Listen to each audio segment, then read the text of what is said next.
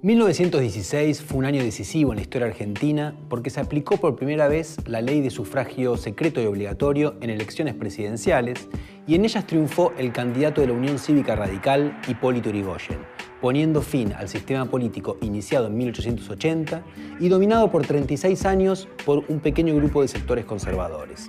Los radicales habían estado absteniéndose de participar en las elecciones durante años como una forma de denunciar la poca legitimidad de los resultados por causa del fraude.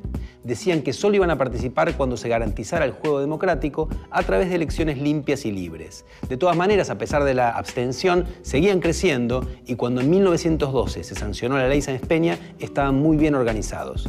Ese año decidieron participar en las elecciones y ganaron en varios distritos, y cuando 4 años después, en 1916, se aproximaron las elecciones presidenciales, la Convención Nacional del partido eligió a su máximo líder, Yrigoyen, como candidato.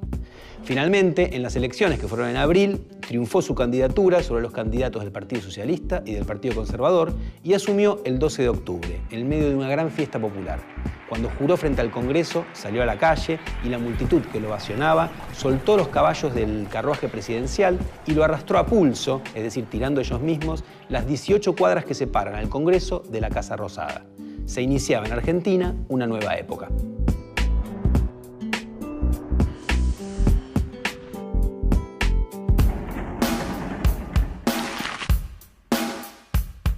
Yrigoyen montó su campaña electoral para las elecciones de 1916 en la oposición de dos fuerzas antagónicas, la causa y el régimen.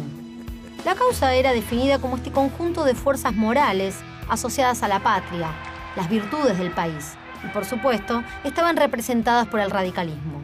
Por su parte, el régimen eran las prácticas políticas viciosas que habían caracterizado a los gobiernos conservadores.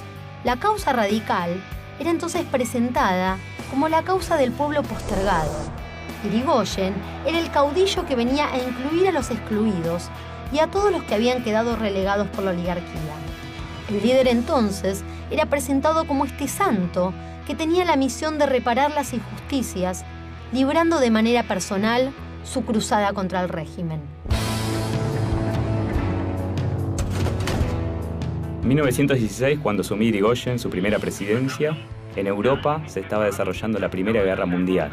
Dentro de esta guerra, la batalla de Verdún, que se dio justamente entre febrero y diciembre de 1916, fue la más larga y la más sangrienta de esta Primera Guerra Mundial. Murieron 250.000 de personas y más de 500.000 de heridos entre ambos bandos. Se hizo célebre esta batalla por la frase del comandante francés Robert Nieville, que señaló "no pasarán", indicando el deseo de los franceses de resistir la avanzada alemana en la zona del nordeste de su país. Mientras tanto, Estados Unidos iniciaba una invasión a República Dominicana que se iba a prolongar durante 8 años y que era una clara muestra de la política intervencionista que Estados Unidos desarrolló en el continente desde que interfirió en la Guerra de Independencia de Cuba hacia 1898 para enfrentar a España.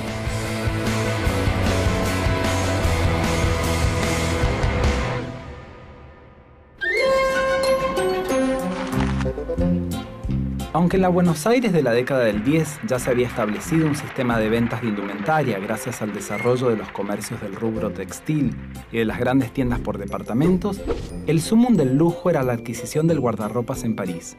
Los eventos de la clase alta porteña exigían la compra de los últimos modelos franceses. Esto se realizaba de varias formas. Las mujeres que podían lo hacían directamente en sus viajes a la capital francesa. Otras aprovechaban los viajes de sus amigas o sus amistades residentes en Europa y les hacían sus encargos, y otras esperaban a las comisionistas de las casas parisinas que viajaban periódicamente y traían grandes cantidades de vestidos y ropa interior que luego eran comercializadas directamente en las residencias de las mujeres más ricas de Buenos Aires y del interior del país. Como bien consigna Susana Solkin en su libro sobre la moda en el país, el grupo de mujeres argentinas residentes en París y Londres, entre las que se contaban Eugenia Huisi de Rássuris, Amelia Riera de Pacheco, Sara Santamarina, Elisa Casal de González Moreno y la misma Victoria Ocampo en sus idas y venidas al viejo continente, tuvieron gran influencia en el desarrollo del gusto de sus pares en Buenos Aires. Ellas elegían la ropa que luego enviaban en baúles por mar, y es así como llegaban las etiquetas más importantes de la época: Frederic Worth, Jacques Doucet, Madame Paquin, Jean Patou, Paul Poiret y también Chanel.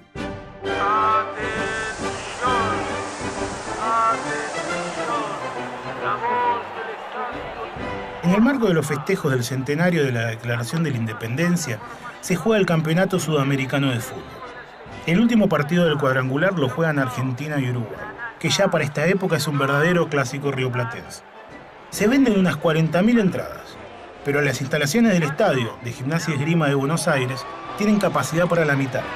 La presión por entrar genera escenas de violencia, que culminan con el incendio de parte de las tribunas mientras se está desarrollando el partido. Esto provoca la suspensión del mismo y que deba continuarse al día siguiente en la cancha de Racing.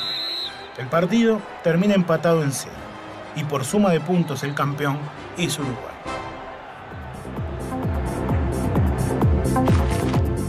A mediados de la década del 10 se dieron una serie de cambios económicos estrechamente vinculados con el impacto de la Primera Guerra Mundial en la economía argentina. Este gran acontecimiento internacional causó un freno en el arribo sostenido de capital, mano de obra y manufacturas que habían estado llegando a Europa. El valor total de las importaciones argentinas bajó entre un 40 y un 50% respecto del nivel anterior a 1914. Esta gran baja en el arribo de productos importados favoreció a las industrias argentinas, que utilizaban materias primas nacionales. Y sin embargo, su expansión fue lenta debido a la escasez de mano de obra, a la dificultad para importar maquinarias y a la suba de los precios de los combustibles que proveían la mayor parte de la energía consumida en la Argentina.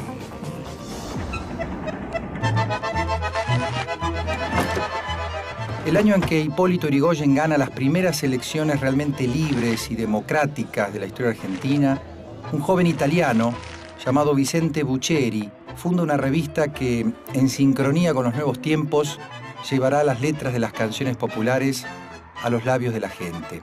La revista se llama El alma que canta. Empezó en tiempo de los payadores y concluyó su ciclo a principios de los 60, en los albores de lo que se llamó la Nueva Ola. No hubo otra revista argentina que cumpliera tan acabadamente la doble función de ser, por un lado, un cancionero y, por otro lado, un espacio de información sobre la música popular argentina en general. En sus comienzos se redactaba en la mesa de un bar y se repartía por pocos centavos en la estación de Constitución.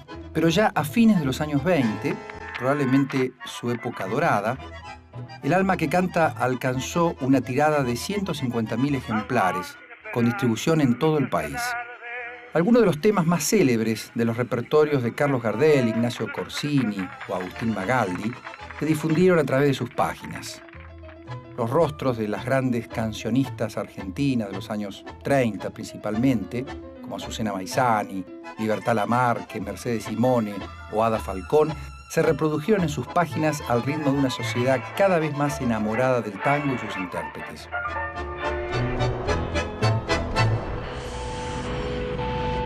Yrigoyen asumió en octubre de 1916 y ya un mes más tarde estaba enfrentando su primer gran conflicto, una huelga de los trabajadores afiliados a la Federación Obrera Marítima para obtener aumentos de salarios y oponerse a las reducciones que proponían las compañías navieras.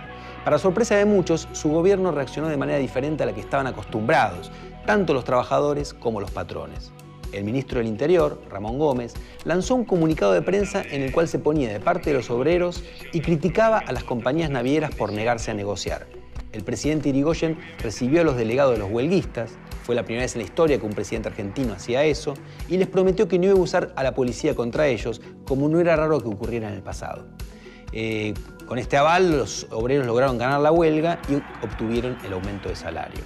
Es decir que el gobierno de Yrigoyen inició una nueva etapa en la relación entre el Estado y los trabajadores, porque en este momento un sector del movimiento obrero, el sindicalista, que era aquel que se negaba a involucrarse en la política y se concentraba en las luchas gremiales, encontró en el gobierno un interlocutor, alguien con el que podía dialogar y que a veces podía intervenir a su favor.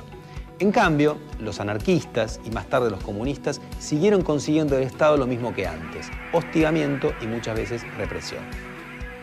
Resumiendo, por la llegada al poder del primer presidente argentino electo por sufragio masculino universal, secreto y obligatorio, y por la nueva relación que su gobierno estableció con los trabajadores, 1916 fue un año decisivo en la historia de nuestro país.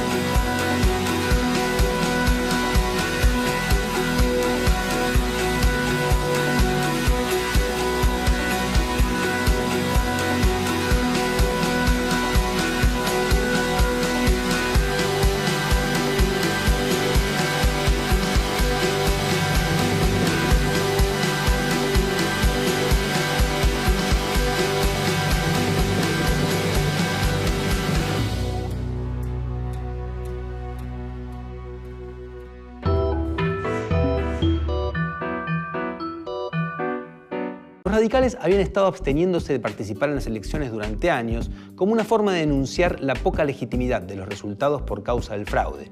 Decían que solo iban a participar cuando se garantizara el juego democrático a través de elecciones limpias y libres. De todas maneras, a pesar de la abstención, seguían creciendo y cuando en 1912 se sancionó la ley Sáenz Peña, estaban muy bien organizados. Ese año decidieron participar en las elecciones y ganaron en varios distritos, y cuando 4 años después, en 1916, se aproximaron las elecciones presidenciales, la Convención Nacional del partido eligió a su máximo líder, Irigoyen, como candidato. Finalmente, en las elecciones que fueron en abril, triunfó su candidatura sobre los candidatos del Partido Socialista y presidenciales, y en ellas triunfó el candidato de la Unión Cívica Radical, Hipólito Yrigoyen, poniendo fin al sistema político iniciado en 1880 y dominado por 36 años por un pequeño grupo de sectores conservadores.